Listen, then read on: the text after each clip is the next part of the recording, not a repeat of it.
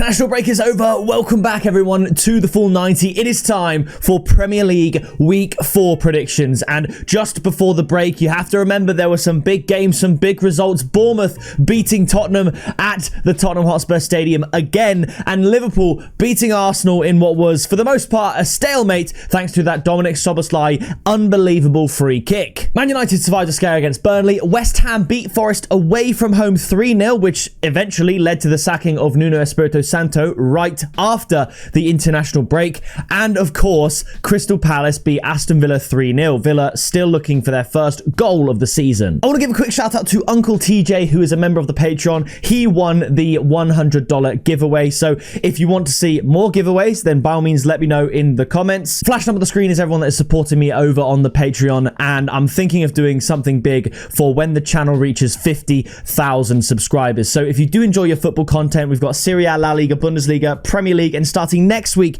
we have the Champions League as well. Please do click sub down below because we've already gone up nearly 2,000 subscribers this season, which is absolutely incredible. So join us on the road to 50,000. Leave your predictions down in the comments. And with that being said, let's get started. I also want to say we had multiple correct score predictions over the international break, but we had a first in the history of the full 90. I correctly tipped a 6-0 score prediction. Belgium beating Liechtenstein 6-0. I just thought that was a pretty cool one to mention. But anyway, let's kick it off with the Premier League. And of course, this week we have the Manchester Derby. First up, it is Arsenal against Nottingham Forest. Arsenal, I thought, were playing all right against Liverpool. They kind of essentially set up for a low-scoring game. But I mean, they won the corner handicap, certainly in the first half, by like 5. Liverpool had nothing. Arsenal were looking like the team that could maybe go and nick it 1-0. And then when it looked like maybe everyone was going to settle for a stalemate, despite Arsenal missing Saka, despite Odegaard not being at full fitness, despite Saliba going off injured, Liverpool managed to get a late Liverpool goal like they do. The win, Dominic Szoboszlai, an inch perfect free kick. It was phenomenal. And sometimes you've got to hold your hands up and say, hey, it is what it is. As long as Arsenal can beat Liverpool at the Emirates and equal that out, then it's how they play against other teams like Nottingham Forest today. And Forest suffered a shock loss to West Ham. Most people thought Forest were going to win that. Nobody thought that West Ham would win by 3 goals. And ultimately, it saved Graham Potter's job. And I believe Nottingham Forest have appointed Ange Postecoglou. So this is almost like a BTEC North London derby, if you will. But obviously, I don't think Ange has ever actually beaten Arsenal with Tottenham. So either way, Arsenal against Forest. Does this mean Forest will come out the box flying and maybe change their approach, go balls to the walls? I don't think they can do it with Arsenal. So I do think they'll get the win at the Emirates here. I initially thought about 3-0, but I'm going to bring it one down and say that Arsenal win this one 2-0. This could be mental. This could be 4-0. I don't really know the scoreline, but I'm going to go 2-0 to Arsenal. And the tip is going to be Arsenal -1 handicap at 2.05. You could look at Arsenal to win at 1.4.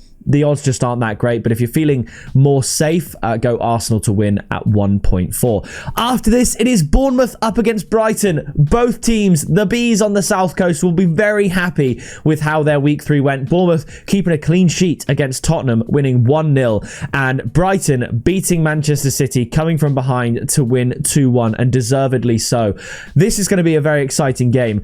Bournemouth are almost just like the overachievers, really. They essentially, like we've all said, sold their whole back line, their whole defence, and they still just find a way to keep ticking. They're almost like the Brighton of a few years ago. Their recruitment seems top-notch. They're a Premier League mainstay. No one talks about the likes of Brighton and Bournemouth getting relegated, whereas a few years ago, everyone was saying Bournemouth were going to get relegated. So I think this is going to be a high-scoring, entertaining game. Both teams will think they can get something out of it. I think both teams will score. I'm going to go for a 2-2 draw. And the tip is both teams to score at 1.57.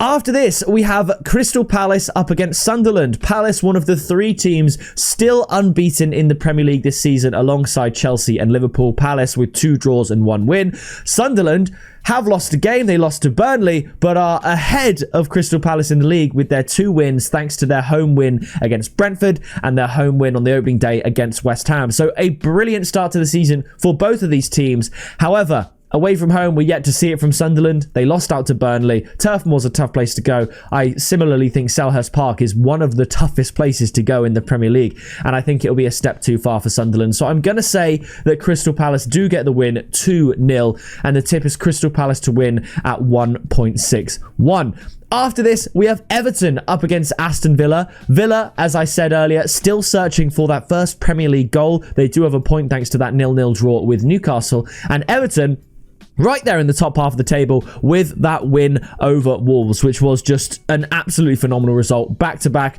with a win against Brighton as well. So Everton looking solid, and they are at home. So although I do think once Aston Villa get it together and get it to click, they are like a better team than Everton. I don't think there's many people that at the start of the season would have predicted Everton to finish above Villa. So that sentiment suggests people generally would say Aston Villa are a better team. But Everton look good. They're at home. I can't separate the two here. I don't know who's favourite, to be honest. I think the odds will probably be very close. There does seem to be a striking home advantage for Everton in this new stadium. Hit the ground running, especially with that win against Brighton. So I'm just going to go for a 1-1 draw. I'm going to say that Aston Villa get their first goal of the season, and I'm going to tip my highest odds pick of the video, both teams to score, and under 3.5 goals at odds of just 2.9. After this, we have Fulham up against Leeds. Leeds got the point against Newcastle in the previous game week, but before that, they of course got absolutely battered 5-0 against Arsenal.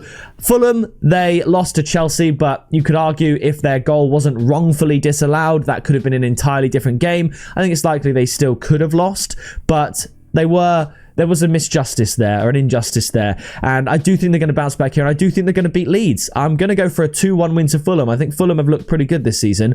The tip is Fulham to win, just outright 1.9. After this, we travel to St. James's Park for Newcastle up against Wolves. Wolves, the only team on 0 points this season. And I don't think it gets any better, at least this week, for Wolverhampton Wanderers. So I think Newcastle will win. I think it'll be quite comfortable. Newcastle, I mean, I know you can't, say XG is everything, but I do also think there is merit to it and you can't disregard it because it kind of better predicts how things tend to go across a longer period of time, and the Premier League is a long period of time. So Newcastle, I believe, are actually third in the league on XG. They're just all the way down because they can't seem to get any points. They obviously drew with Villa, they drew with Leeds and lost to Liverpool, but they could have easily got points from Liverpool. They could have easily beaten Aston Villa, and they're one goal away from beating Leeds. So very, very fine margins here for Newcastle, and I think it finally clicks against a team that's just absolutely abysmal. Newcastle to win 3-0, and I'm going to go for Newcastle -1 handicap as well at 2.2. After this, we travel to the London Stadium for West Ham up against Tottenham. This one, I mean, honestly, flip a coin. I actually don't know. I know Tottenham are by far a better team than West Ham, but West Ham I think they could do it here against Tottenham. I think they could do something. I don't think I'm going to go for a win. Maybe I've got rose-tinted glasses from their victory against Forest following Tottenham's loss against Bournemouth. That definitely, probably does play a part. But you do also have to look to a point at the last game they played because that's the latest indicator we've got of their performance as a team. So I'm going to say it'll be high scoring without a doubt. And I'm going to go for a 2-2 draw. Tottenham should win. This should be a 2-1 win to Tottenham, and I wouldn't be surprised if that was the case, but I'm going to go for 2-2. My tip, however, is going to be both teams to score and over 2.5 goals at 2. I really like the odds. I think West Ham could definitely get a goal, but Tottenham should score a couple, so I'm going to go for both teams to score and over 2.5 goals. After this, it is a London derby. We have Brentford up against Chelsea. Chelsea, along with Liverpool and Palace, as I said, one of the unbeaten teams of the league. You could say fortunately beating Fulham. At the end of the day, it was, of course, 2-0. Chelsea here, I do think they are going to win. Away from home, I mean, a lot of people still mention Brentford's home record from last season and then how their home record and away record completely flipped at one point in the season. No one's mentioning the fact that when Brentford were winning all their home games, they were playing all of the bottom half teams, and when they were losing all their home games, they were playing all of the top half teams. I don't know why that doesn't get any airtime. Brentford aren't necessarily a great home side. They just have the same home advantage as everyone else. They beat the teams that they're better than, and they lose to the teams that they're worse than. And Chelsea is definitely one of those teams. So I'm going to go for a 2-1 win to Chelsea, and I really like the odds. I fancy it. Chelsea to win at odds of 1.75. After this, we do travel to Turf Moor for Burnley up against Liverpool. It would take a miracle for Burnley to win this, but I don't see it happening. Liverpool are going to win. Burnley do have a decent defence. You know, they did concede 3 to Man United, but they scored 2 themselves. It was a close game. They kept a clean sheet against Sunderland as well, and they lost 3-0 to Spurs on the first day. So it's difficult with Burnley, but I want to say I'm going to change my score prediction. I originally had 2-0, but I think that's more of a Jurgen Klopp win against Burnley. I think this Arne Slot team with these newer players as well, they're just ruthless and efficient. So I'm going to change it to 3-0. My tip is Liverpool and under 4.5 goals at 1.61. But if you want to go Liverpool -1 handicap or Liverpool and over 2.5, that might be better. I'm going to change my mind. Liverpool -1 handicap because the odds are higher, 1.83. Liverpool to win 3-0. I originally had 2-0. I think it's going to be a Liverpool win. I mean, if you go Liverpool win to 0, the odds are, what are they? They are 2.25. So that's a possibility, but I'm going to go Liverpool -1 handicap. And now, the final game of the game week. It is Manchester City up against Man United, the Manchester Derby. And this is a really difficult one to predict. Erling Haaland in the recent game for Norway against Moldova achieved FOTMUB's 5th only of all time 10 out of 10 performance with 5 goals and 2 assists. They won 11-1. I'm pretty sure I tipped over 4.5 goals on the Patreon for odds of 2.25, and they literally more than doubled that. There was over 11.5, which is just absolutely ludicrous. But he's on absolute flames. My gut instinct tells me Manchester City win this game, but the Manchester Derby just throws all logic out the window.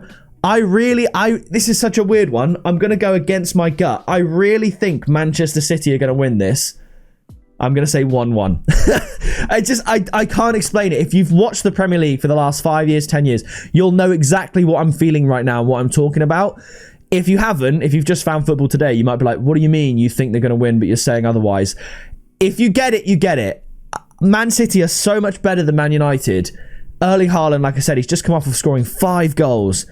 And I'm just going to go for a 1-1 draw. I can't rationalize it. I can't explain it. I'm going to go 1-1. The tip, however, in case Man City do win like 3-1, which I could see happening, the tip is going to be both teams to score at 1.57. But I could see Man City winning this 2-0.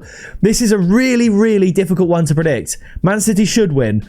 But you know what? To try and keep the Man United fans happy, I'll go 1-1. So that does it for another week on the Full 90. 4 leagues, and next week we do have the Champions League added to the mix as well. So make sure you drop a like. Subscribe down below whilst you're down there leaving your predictions in the comments. That is going to do it from me, and I'll see you in the next video very soon.